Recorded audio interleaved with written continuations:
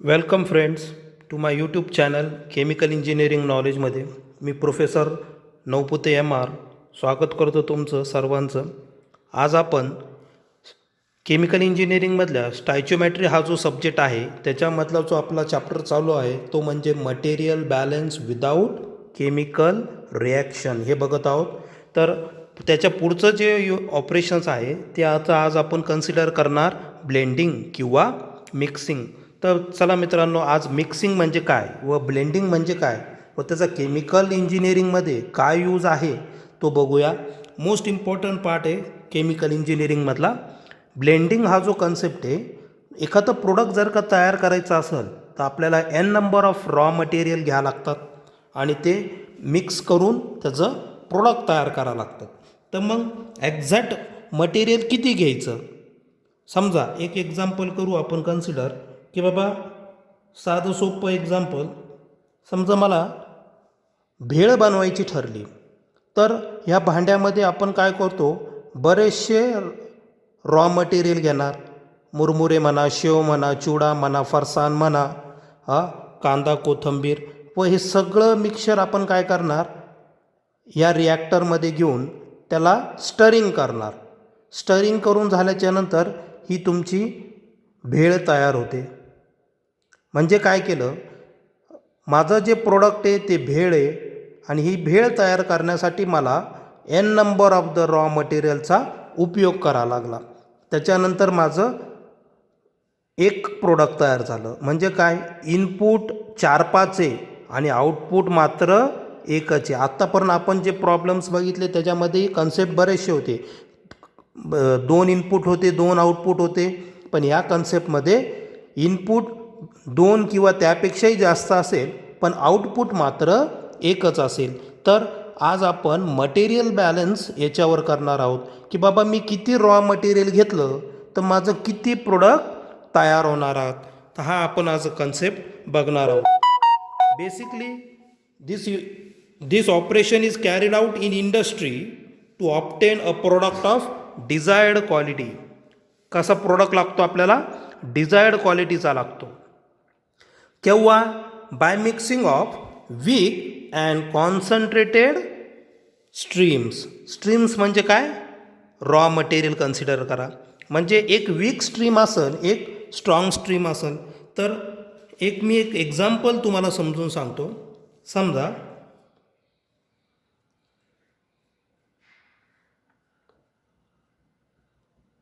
हा आपला block diagram आहे. मिक्सिंग आपल्याला काय करायचं आहे, इंडस्ट्रीमध्ये मिक्सिंग करायचं आहे. मग हे मिक्सिंग करण्यासाठी मला काहीतरी एक प्रोडक्ट तयार करायचा आहे. मिक्स केल्यावरच काय होईल, माझा एक प्रोडक्ट तयार होईल. त्याला मी डिझायर्ड प्रोडक्ट म्हणतो. त्याला डिझायर्ड प्रोडक्ट कन्सिडर करू. डिझायर्ड प्रोडक्ट स्ट्रीम तयार होईल. मग हा जो डिझायर्ड प्रोडक्ट तयार करायचा आहे म्हणजे एकच प्रोडक्ट तयार करायचं आहे, बाय मिक्सिंग करायचं आहे. तर याचा अर्थ काय, मला काहीतरी इनपुट द्यावं लागेल. मग मी पहिला इनपुट कन्सिडर करतो, याला म्हणतो फीड स्ट्रीम 1. फीड स्ट्रीम 1 एक रॉ मटेरियल असेल. अजून एखादं मला रॉ मटेरियल लागत असेल त्याला मी फीड स्ट्रीम 2 कन्सिडर करतो, दुसरं रॉ मटेरियल. अजून एखादं मला रॉ मटेरियल त्याच्यात लागत असेल तयार करण्यासाठी, तो झाला आपला फीड स्ट्रीम 3. म्हणजे बघा, एक डिझायर्ड प्रोडक्ट तयार करण्यासाठी मी 3 रॉ मटेरियलचा उपयोग केला. तिन्ही रॉ मटेरियल मिक्सिंगच्या रिॲक्टरमध्ये घेतलं, त्याला एजिटेटर स्टरिंग, त्याला टेम्परेचर मेंटेन कंडिशन तयार केली व ते झाल्याच्या नंतरच माझा डिझायर्ड प्रोडक्ट तयार झाला. मग हा जो डिझायर्ड प्रोडक्ट तयार झाला याचं आता आपल्याला मटेरियल बॅलन्स करायचं आहे की किती प्रोडक्ट तयार झाला, पण किती प्रोडक्ट कसा तयार होईल, मी किती रॉ मटेरियल आधी इनपुटला घेतलं. असं समजा फीड स्ट्रीम 1मध्ये ए नावाचा कंटेंट आहे. फीड स्ट्रीम 1मध्ये ए नावाचाच कंटेंट आहे. फीड स्ट्रीम 2मध्ये ए पण आहे आणि बी पण आहे. फीड स्ट्रीम 2मध्ये काय आहे, एचं पण काही कंटेंट आहे आणि बीचं काही कंटेंट आहे. असं रॉ मटेरियल मिक्स फॉर्ममध्ये फिल्म 2मधनं मी पास केले. आणि फीड स्ट्रीम 3मध्ये फक्त बीचे कंटेंट आहे. फीड 3मध्ये फक्त बीचे कंटेंट आहे. म्हणजे माझे 2 कंटेंट आहे. आता मला याच्यावर पूर्ण मटेरियल बॅलन्स करायचं आहे. तर आता बेसिकली आपण याचा फॉर्म्युला बघू की काय फॉर्म्युला आहे. सगळ्यात पहिलं कोणतं फॉर्म्युला असतो आपला दरवेळच्या प्रमाणे, ओव्हरऑल. ही पहिली स्टेप आहे, overall material balance. Overall material balance. पहिलं काय करणार आपण, सगळं ओव्हरऑल मटेरियल. ओव्हरऑल मटेरियलमध्ये काय असतं आपलं, input is equal to output असतं. हा आपला बेसिक फॉर्म्युला आहे. जेवढं पण इनपुट येणार तेवढंच आउटपुट जाणार. Input is equal to output हा कन्सेप्ट असणार. मग आता इनपुटला कोणते कोणते, इनपुट लेफ्ट हँड साईडला आहे. इनपुटमध्ये काय काय मग आपलं, फीड स्ट्रीम 1 आहे plus feed stream 2A plus feed stream 3A. 1, 2 आणि 3. Feed stream 1 plus feed stream 2 plus feed stream 3 is equal to आउटपुटला काय, इथे फक्त डिझायर्ड प्रोडक्ट. आउटपुटला डिझायर्ड प्रोडक्ट स्ट्रीम आहे. म्हणजे हा इक्वेशन माझा 1 आणि मेन झाला. Input is equal to output. आता ओव्हरऑल मटेरियल बॅलन्स झाल्याच्या नंतर दुसरी जी स्टेप असते कॅल्क्युलेशनची ती असते इंडिव्हिज्युअल मटेरियल बॅलन्स. आता इंडिव्हिज्युअल म्हणजे वैयक्तिक त्याचं मटेरियल बॅलन्स करायचं. वैयक्तिक म्हणजे कसं, याच्यात रॉ कंटेंट कोणते, ए आणि बी आहे. म्हणजे मला एचं मटेरियल बॅलन्स करायचं आहे आणि मला बीचं मटेरियल बॅलन्स करायचं आहे. मग आता सगळ्यात पहिले मी नुसतं एचं मटेरियल बॅलन्स करतो. मग काय लिहिणार मी, मटेरियल बॅलन्स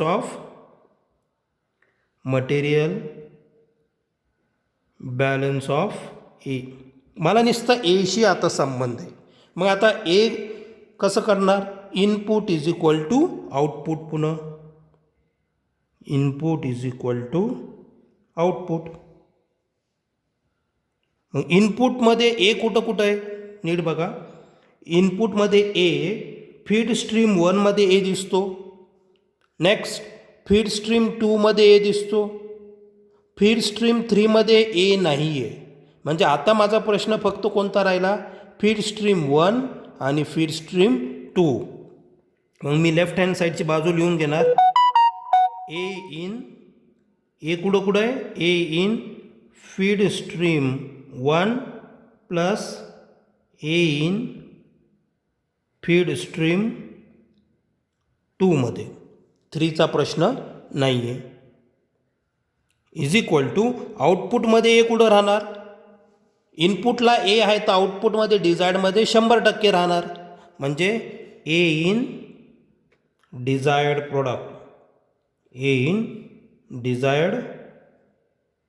प्रोडक्ट. हे झाला फक्त एचा मटेरियल बॅलन्स. सेम आता आपण बीचा मटेरियल बॅलन्स करणार. म्हणजे मटेरियल बॅलन्स ऑफ बीचा मटेरियल बॅलन्स करायचा. सेम पुन्हा ती step, input is equal to output. इनपुटमध्ये ए कुठं, बी कुठं आहे, बी स्ट्रीम 2मध्ये, बी स्ट्रीम 3मध्ये. बी हा स्ट्रीम 1मध्ये नाही आहे. ए फक्त एचे कंटेंट आहे. म्हणजे मग इनपुटमध्ये मी आता लिहिणार B in feed stream 2 plus B in feed stream 3. B कुठं आहे, फीड स्ट्रीम 2मध्ये, फीड स्ट्रीम 3मध्ये इज इक्वल टू आउटपुटमध्ये कुठं आहे बी, बी याच्यात डिझायर्ड प्रोडक्टमध्ये काय काय राहणार तुमचं, ए पण राहणार आणि बी पण राहणार. दोघांपासून हा डिझायर्ड प्रोडक्ट तयार झाला. म्हणजे बी पण डिझायर्ड प्रोडक्टमध्ये, म्हणजे बी इन डिझायर्ड प्रोडक्ट. ठीक आहे. तर अशा प्रकारे आपण याचा फॉर्म्युला बघितला, मिक्सिंग काय कन्सेप्ट बघितलं आणि त्याचं मटेरियल बॅलन्ससाठी लागणारे हे 3 मेन फॉर्म्युले आहेत. हा ओव्हरऑल मटेरियल बॅलन्सचा फॉर्म्युला आहे, हा individual material balance of A, individual material balance of B. अशा प्रकारे आपण कोणत्याही गोष्टीचं मटेरियल बॅलन्स मिक्सिंगच्या केसमध्ये करू शकतो. तर चला आज एक एक्झाम्पल बघू. सेम ह्याच पॅटर्नवरचं एक एक्झाम्पल, हाच फॉर्म्युला सगळे वापरून आपण एक एक्झाम्पल सॉल्व करून बघू. तर बघा, मिक्सिंगचा कन्सेप्ट आहे आणि मिक्सिंग कन्सेप्टमध्ये एक प्रॉब्लेम दिला आपल्याला.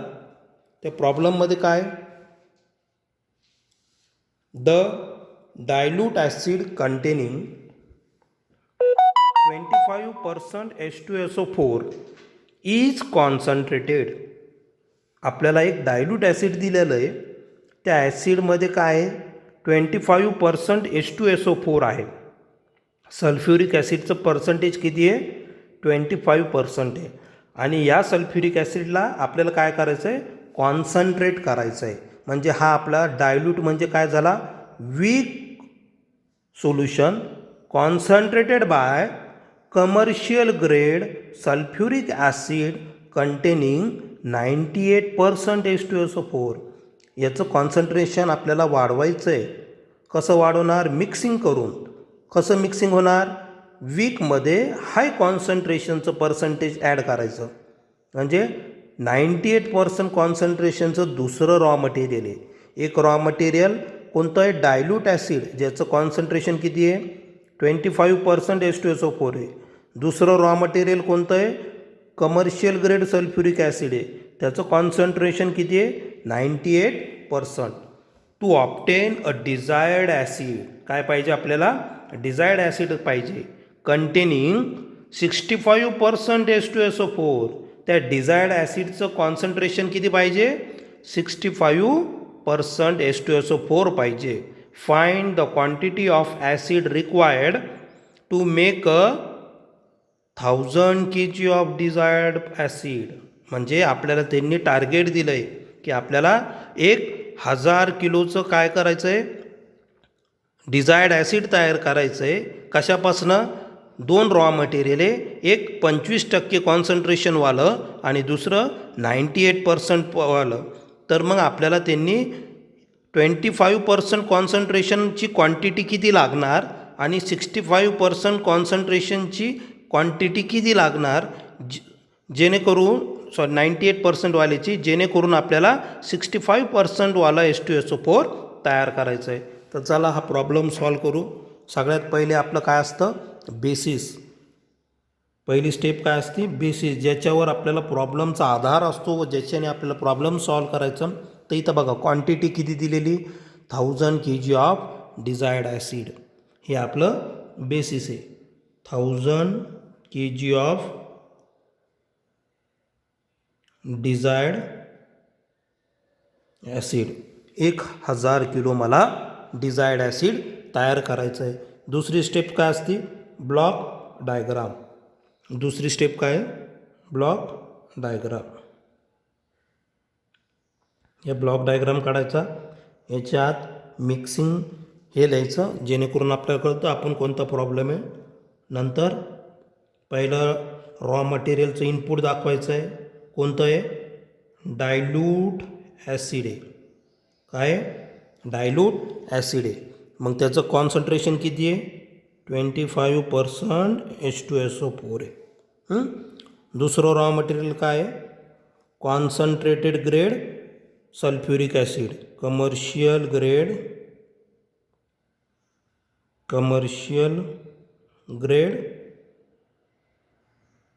Sulphuric acid. याचं कॉन्सन्ट्रेशन किती आहे 98% H2SO4 फोर आहे, 98% SO4 आहे. मग या दोघांना आपल्याला मिक्स करून आपल्याला काय तयार करायचं आहे, डिझायर्ड प्रोडक्ट तयार करायचं आहे. आणि डिझायर्ड प्रोडक्ट तयार करण्यासाठी त्याचं कॉन्सन्ट्रेशन किती दिलेलं आहे, 65% H2SO4 पाहिजे.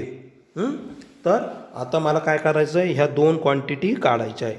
मग मला ह्या क्वांटिटी माहीत नाही, पण मला आउटपुटची क्वांटिटी माहिती आहे. ती म्हणजे किती आहे, 1000 किलो तयार करायचं. मग 1000 किलो तयार करण्यासाठी ही किती क्वांटिटी लागन आणि याची किती क्वांटिटी, तर मला माहीत नाही. म्हणून मी काय करेन, याला एक्स कन्सिडर करेन आणि याला वाय के जी कन्सिडर करेन. तर नेक्स्ट स्टेप काय लिहिणार, let X K G be dilute acid and YKGB commercial grade sulphuric acid. मी याला कन्सिडर केलं, एक्स के जी याला कन्सिडर केलं आणि हे वाय के जी लागणार. म्हणजे काय होईल मग, ओव्हरऑल मटेरियल बॅलन्स. पहिली स्टेप काय राहिली मग, overall material balance. Overall material balance म्हणजे input is equal to output. इनपुटमध्ये काय आहे, डायल्यूट सल्फ्युरिक ॲसिड आणि कमर्शियल ग्रेड सल्फ्युरिक ॲसिड. याची क्वांटिटी किती आहे, एक्स. याची क्वांटिटी किती आहे, वाय. इज इक्वल टू आउटपुटमध्ये काय आहे, डिझायर्ड प्रोडक्टची क्वांटिटी किती आहे, 1000 kg. हे झालं इक्वेशन 1. आता मला दोघांची क्वांटिटी काढायची आहे. तर मग दोघांची क्वांटिटी काढण्यासाठी आता इंडिव्हिज्युअल मटेरियल बॅलन्स करू. इंडिव्हिज्युअलमध्ये कोणता प्रोडक्ट आहे आपल्याकडं, निसता सल्फ्युरिक ॲसिड. म्हणजे material balance of sulphuric acid. आता मी फक्त काय करणार, सल्फ्युरिक ॲसिडचं मटेरियल बॅलन्स करणार. मग सल्फ्युरिक ॲसिडचं मटेरियल बॅलन्स करणार तर नुसतं सल्फ्युरिक ॲसिडला कॉन्सन्ट्रेट करणार. मग आता सल्फ्युरिक ॲसिड कुठे आहे, सल्फ्युरिक ॲसिड इथं आहे, डायल्यूट ॲसिडमध्ये पण आहे आणि कमर्शियल ग्रेडमध्ये पण आहे. म्हणजे मी लिहिताना हा फॉर्म्युला असं लिहिणार, H2SO4 in dilute acid plus H2SO4 in commercial grade acid is equal to, हे झालं input side, is equal to आउटपुटला काय आहे, H2SO4 इन डिझायर्ड प्रोडक्ट. मग बघा, H2SO4 इन डायल्यूट ॲसिडमध्ये किती आहे, 25%. 25%ला काय करायचं, 100ने डिवाईड करायचं. म्हणजे ती व्हॅल्यू येते 0.25. कशात आहे, डायल्यूट ॲसिड. डायल्यूट ॲसिडची क्वांटिटी किती आपली, एक्स. डायल्यूट ॲसिडची क्वांटिटी एक्स आहे, प्लस नंतर H2SO4 in commercial grade. Commercial ग्रेडमध्ये किती आहे, 98% H2SO4 आहे. 98ला काय करणार, डिवायडेड बाय 100 म्हणजे 0.98. कमर्शियल ग्रेडची क्वांटिटी किती आहे, वाय. कमर्शियल ग्रेडची क्वांटिटी वाय इतकी इज इक्वल टू, इकडं H2SO4 in desired product. Desired प्रोडक्टमध्ये H2SO4 किती आहे, 65%. 65 डिवायडेड बाय 100 म्हणजे 0.65 इंटू डिझायर्ड प्रोडक्टची क्वांटिटी किती आहे, 1000 इंटू 1000. या केसमध्ये मी इक्वेशन मांडणी केली. आता मला याच्यात एक्स आणि वाय दोन्ही काढायचं आहे. बघा, सॉल्व करताना एक अननोन टर्म असला तर तो फाईंड करता येतो, पण इथं माझे दोन अननोन टर्म फाईंड करायचे आहेत. तर मला एक टर्म दुसऱ्या टर्ममध्ये मर्ज करावं लागेल. म्हणजे मी काय करणार, फक्त सध्या या केसमध्ये मी याला फक्त वाय आधी फाइंड करणार, वायची किंमत. मग वायची किंमत फाइंड करण्यासाठी मी सगळ्यात पहिले काय करणार, इथं वाय आहे तर ही बाजू इकडं लिहिणार. म्हणजे 0.98 वाय इज इक्वल टू, याचं मल्टिप्लिकेशन येतं 650 इंटू हे प्लस आहे, इकडं येऊन हे मायनस होणार, मायनस 0.25x, मायनस 0.25x. मग मी आता काय करणार, वाय काढायचं आहे म्हणून वाय इज इक्वल टू इकडचं मल्टिप्लिकेशन इकडं डिव्हिजनमध्ये टाकणार. म्हणजे 650 minus 0.25x divided by 0.98 divided by 0.98. म्हणजे याला असं लिहिता येतं 0.98 मायनस 0.25 डिवायडेड बाय 0.98x. तर अशा प्रकारे वाय इज इक्वल टू ही टर्म लिहिली. पुढं अजून सॉल्व केलं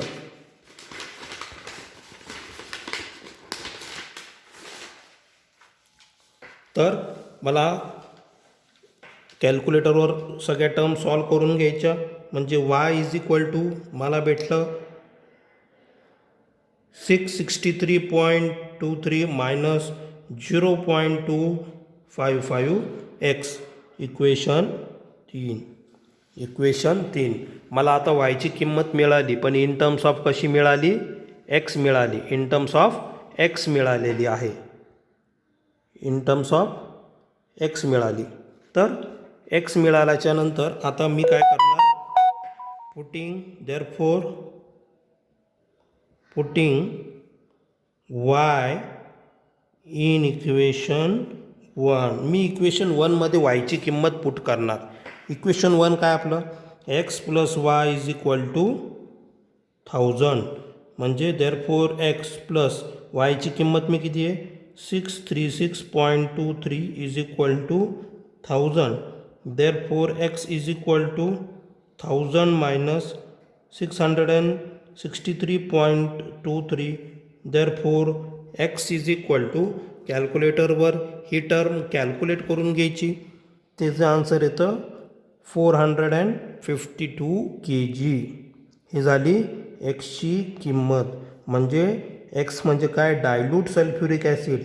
तर डायल्यूट सल्फ्युरिक ॲसिड मी किती घेणार, 452 किलो. आता हीच टर्म पुन्हा इक्वेशन 1मध्ये पुट करायची, जेणेकरून आपल्याला वायची किंमत मिळेल. Therefore putting value of x is equal to 452 kg in equation 1. इक्वेशनमध्ये एक्सची किंमत ठेवा. त्याच्यानंतर x1 काय, x plus Y is equal to, पुन्हा लिहितो मी 1000. देअरफोर एक्सची किंमत किती आली, 452 plus Y is equal to 1000. Therefore y is equal to 1000 minus 452. कॅल्क्युलेटरवर हे सॉल्व केलं तर मला आन्सर मिळतं 548 kg. Therefore y is equal to 548 kg. हे झाली वायची किंमत. म्हणजे बघा, ही झाली वायची किंमत. Therefore final answer, dilute acid ज्याचं कॉन्सन्ट्रेशन 25% H2SO4 आहे, ते किती घ्यावं लागणार आहे मला, 452 kilo. Next commercial grade sulphuric acid ज्याचं कॉन्सन्ट्रेशन 98% H2SO4 आहे. हे सोल्युशन किती घ्यावं लागणार आहे, 548 किलो. क्रॉस चेक करा ॲडिशन करून. बघा, म्हणजे काय झालं, इनपुटला मी 1000 किलो घेतलं तर आउटपुटला तेवढंच मिळालं. इथं आन्सर जस्टिफाय झालं. Hence prove. इनपुटला दोघांची ॲडिशन 1000 आली. 1000 रॉ मटेरियल घेतलं तर प्रोडक्ट पण मिक्सिंगमध्ये 1000 kgs मिळालं. हेन्स इथं हा प्रॉब्लेम सॉल्व झाला. होप गाईज तुम्हाला हा प्रॉब्लेम समजला असेल. नाही समजला तरी हा व्हिडिओ रिपीट बघा, जेणेकरून तुम्हाला हा प्रॉब्लेम आणि हे कन्सेप्ट डिटेलमध्ये कळेल. माझे मागचे पण व्हिडिओ पाहायला विसरू नका, ज्याच्यामध्ये बरेचसे युनिट ऑपरेशन आणि त्याचं मटेरियल बॅलन्स एक्सप्लेन केलेलं आहे. तर गाईज होप यू अंडरस्टँड दिस. पुढच्या प्रॉब्लेमसाठी माझ्या या यूट्यूब चॅनलला सबस्क्राईब करा व बेल आयकॉन बटनला प्रेस करा, जेणेकरून पुढचे लेटेस्ट व्हिडिओ डायरेक्टली तुम्हाला मिळेल. Thank you guys.